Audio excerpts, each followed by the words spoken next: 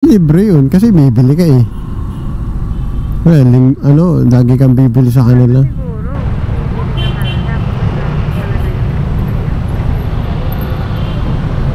Lagi ka nagla-landers.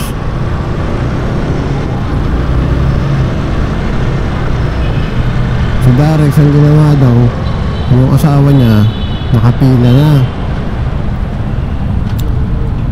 ipinila yung pangalan niya para sa gupitan. Ay mali daw yun. Dapat daw magpipila yung magpipila daw yung mismo magpapagupit. Ang cute na helmet niya.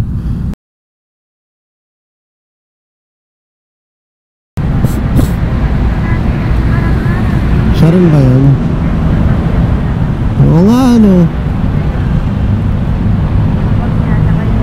pauwi naman siya, ganun, pauwi. Ayos ah.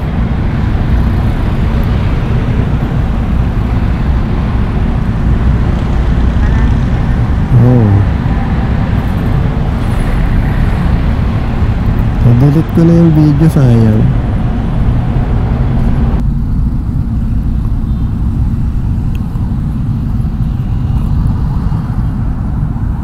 Tuloy.